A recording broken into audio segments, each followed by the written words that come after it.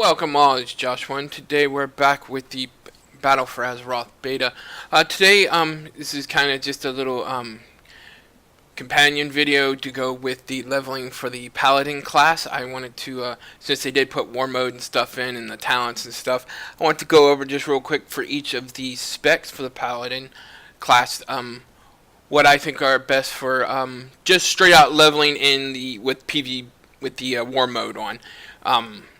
Not for what you're going to do if you run it. I mean, if you run into PvP stuff, the talents, if you're going to actually do world PvP and stuff, the talents you choose are, of course, going to be different. And also, this is also more for soloing than for group play, because in some of the, can't talk, in some of the talents and some of the specs are much better use for when you're going to be leveling in a group, or if you're going to be leveling solo. And I'll kind of go over which is which.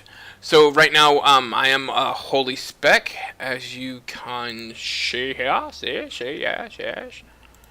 I've had, of course, the top one is always just, I like the passive of it. I don't like having to worry about using it and stuff, so I hit that. But you do have your Guyer's Medallion, which is on a 2-minute cooldown. And you also have Relentless, which replaces your Honorable Medallion, which in duration of incoming crowd control effects reduced by 20%. But it doesn't stack with other effects. So if you have other passive snare reducing effects and stuff like that, it's not going to stack with it. Let's see, next up, I am running Pure of Heart, which whenever you or your allies with 20 yards are healed from any source, they are cleansed by, for 1 disease and poison effect. This, I'm actually just running because I just wanted to check it out. Let's hit that, and you can also use your Totems of Mind out in the field to respec your different. So then you have Ultimate Sacrifice, which your Blessing Sacrifice now transfers 100% of the damage to you into basically a dot, but it no longer counts when you are below 20%. So you can actually kill yourself with this if you're not careful. Next up, you have Darkest Before Dawn. Every 5 seconds that the healing done by your next Light of Dawn is increased by 10%, and it stacks up to 10 times. The effect doesn't occur while it's on cooldown, so basically, as long as you haven't used it, it's not on cooldown, it'll stack up to 10 times, and the healing will stack up by 10%, 10 times. So that's 100% healing on your next Light of Dawn. Basically, this is actually will be pretty good, I think, in group content. Next light, we have Spraying the World, which your allies affected by any of your auras gain that effect after you cast Blessing of Protection or Blessing of Freedom.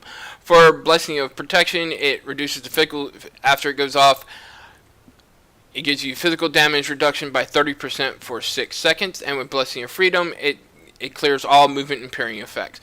This, again, is actually pretty nice. More so for group content, because as soloing stuff, there's not too many snares or anything you can't get out of with just your passive. So next up, we have Blessed Hands, which your blessing spells now have 1 additional charge. Again, not bad.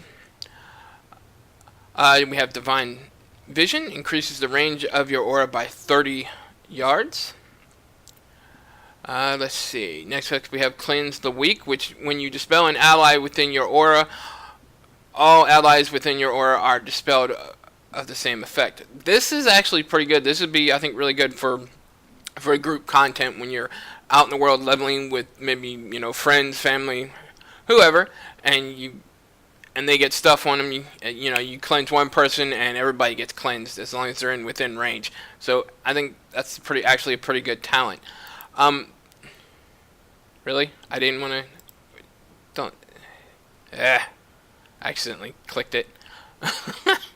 Next up, we have Divine Flavor, which is a 45-second cooldown. It's instant cast, and your next Holy Light or Flash of Light is increased by 100% and costs no mana and is uninterruptible, able to be interrupted. So I think that's what I was running earlier. I ran out. Okay, let's try this again. Can you do that for me? Okay, thank you.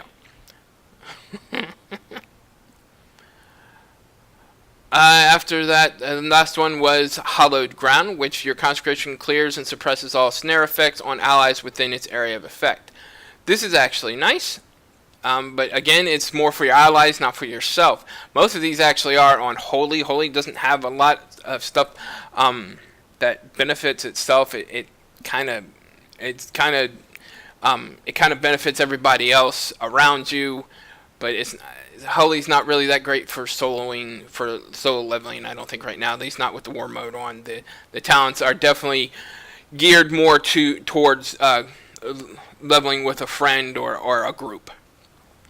I am running Avenging Light, which when you are healed with Holy Light, all enemies within 10 yards of the target take holy damage equal to 30% of the amount healed. In practice, this is usually about between 3 to 400, depending on if it crits or not. If your Holy Light crits and stuff, it's not a whole lot, but it is a little bit when you have to sit there and maybe you're low and you want to get a big heal off or something. You can do a little bit of damage to the enemy that's hitting you. The next thing, of course, is Light's Grace, which increases your healing done by your Holy Light by 50%, and your Holy Light reduces all damage to the target receiving the heal by 5% for 8 seconds, and it stacks up to 3 times. This is actually pretty nice. I used it. I pre-healed myself twice with Holy Light just to get the effect up, and then went in and I was able to. I did take quite a bit less damage. So it was pretty decent. This one is actually pretty decent. There's another one of those things where if you get in trouble, you can pop this and you're taking less damage, and you have a chance to heal yourself up and do more damage and stuff. So this is one of the few I think that does constitute a good solo talent that you can use either or. Because you could also use it, of course, when you're in a group. You can use it there, with other people, and it'll do the same thing. But it's one of the few talents they have that can really be used for the caster if they're out solo leveling and stuff. Okay, there is that. Let's switch over to protection, and we'll look at those.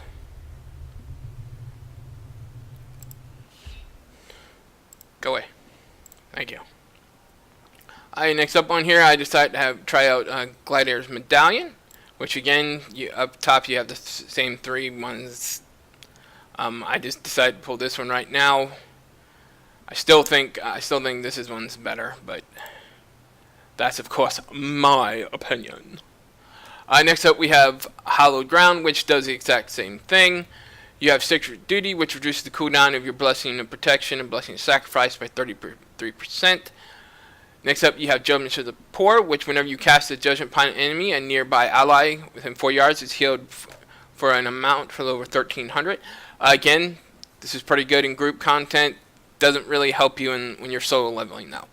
Next up, we have Guardian of the Forgotten Queen, which replaces your Guardian of Ancient Kings. It's on a 3-minute cooldown, and it empowers the friendly target with the Spirit of the Forgotten Queen, causing the target to become immune to all damage for 10 seconds.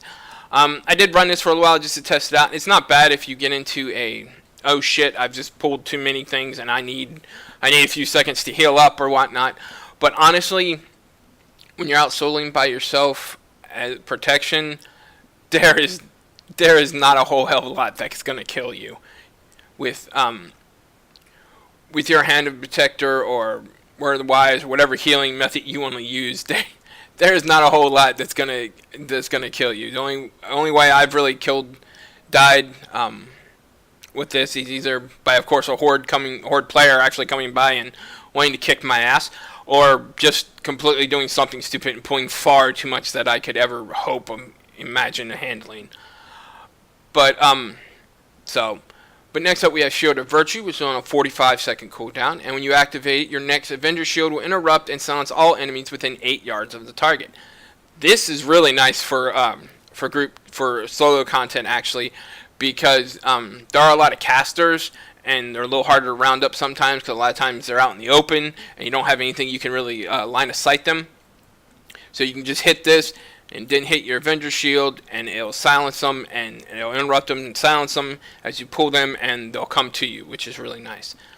Next up, we have Cleansing Light, which replaces your cleansed toxins, and basically it It cleanses all your allies within 15 yards, removing all poison and disease effects. This is actually really nice also, I think, for group content. This is, oh man, if they could put the, if they could let this stuff go with an actual like dungeons and stuff, it would be seriously OP, of course, but it would be really nice because some of this stuff is just really, really nice for doing group content. Next up, we have Holy Ritual, which allies are healed for 2,200 health when you cast a blessing spell on them, and healed again for another 2,200 health when the blessing ends. Unfortunately, this is not applied to you, so you can't use it on yourself, but still not bad. Again, a lot of these are more angled towards the group content, more for souling. We have Luminescence next, excuse me. When you are healed by an ally, all nearby allies within 20 yards are also healed for 20% of the amount. Again, quite nice. And it's also a passive, so...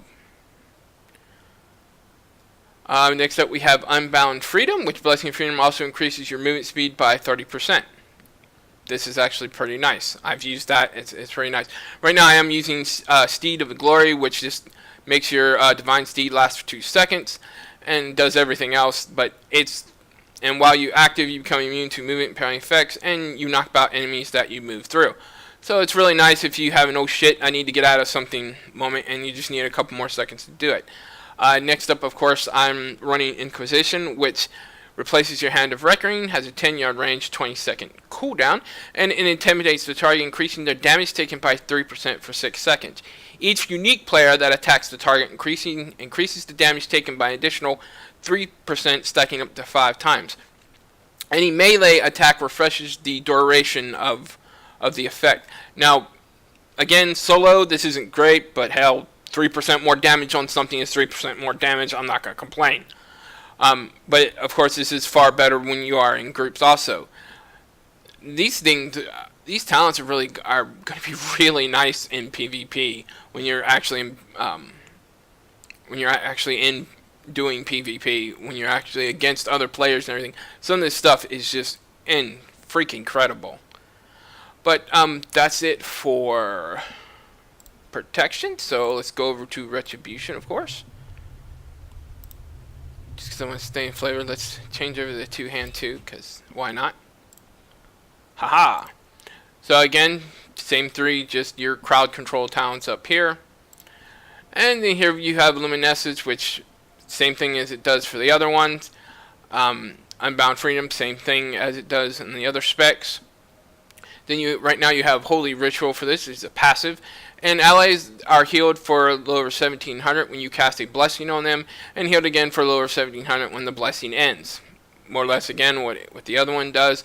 You have Vengeantoria, which whenever you are nearby ally with your grading blessings within 40 yards become victim of a loss of control effect, your holy damage and critical strike chance is increased by 4% for 10 seconds, and it stacks up to 4 times. Depending on what you're fighting, solo, this is actually really good. I've switched into this when I know the mobs do a lot of crowd control. It's actually pretty nice. Next up we have Blessing of Sanctuary, which is a 40-yard range, has a 45-second cooldown, and it instantly removes all stun, silence, fears, and horror effects from the friendly target, and reduces the duration of future such effects by 60% for 5 seconds. Again, not bad, but more geared to, I think, to a group play, not solo. Next up we have Lawbringer, which Judgment now applies Lawbringer to the initial target hit for 45 seconds. Casting Judgment causes all enemies within your Lawbringer effect, to suffer, says 1,258% of their total health and holy damage. That is definitely a typo. Now, they do suffer quite a bit of damage. It's usually between about 5 to 10k, depending on if it crits or not. If it doesn't crit, it's usually about 5,200 or so. If it crits, it's usually about 10.4, 10,400 to 10,600. It's still it's a damn decent ability to use. Oh, nope, that is the wrong one. I am sorry. No, that's the right one. Yes, sorry. couple of these do similar things. Sorry, I thought I got mixed up, but I didn't. Again, we have Divine Punisher, which casting 2 consecutive judgments on the same enemy will generate 3 holy power. Again, it's not bad. I played with it for a while, but honestly, with everything else in Ret, with everything that generates holy power, at least leveling, you're not really starved for holy power most of the time. Jurisdiction increases the range of your Hammer of Justice by 10 yards, which is not bad. Then we have Law and Order, which when your Hand of Hindrance is dispelled or otherwise removed early, the cooldown is reversed by 15 seconds. Your Blade of Justice applies Hand of Hindrance on the target for 3 seconds. Again, this is really nice. But not so nice that I would take it over some of the other ones. Next up, we have Cleansing Light, which basically does the same thing as it does on the other specs. I am running Seraphim's Blessing. When you are nearby allies within 40 yards, drop below 40 health, your next flashlight cast within 5 seconds is instant, and it can't occur more than once every 15 seconds. This is really nice, especially with Pally. It actually, when you get into those situations where you've just pulled too much, it helps out quite a bit, because every time you get below 40% health again, it's pretty much off cooldown. It's damn nice. Next up, we have Hammer of Reckoning, which is an instant cast. It's on a weird 51.8 second cooldown. When you and your allied with greater blessings take damage, you gain Reckoning. When you consume 50 stacks of Reckoning to hurl a magic hammer that strikes the enemy for lower 4200 holy damage, and you gain Avenging Wrath for 6 seconds. This is really nice because honestly, you can use it, and if you're in a group, if you got 3 or 4 things, and you're in a place where you're going to constantly be pulling things, once you've killed things, you can just go pull something else. This is always, even if it's on cooldown, it still gains the stacks. So once you used it, you can get it back up, and you're ready, and the time it comes off a cooldown, you can use it again. You've got the 50 stacks, and you can use it again on an enemy. It's a lot of fun, actually. It's pretty neat. And of course, the Avenging Wrath for 6 seconds, every little less than a minute, doesn't help either. Little mini Avenging Wrath every 50 seconds or so is actually quite nice. But that's all I want to say, more or less. I think this is really good. For all 3 talents, they're kind of I think Holy and Protection is definitely geared their talents and guild more towards the group content.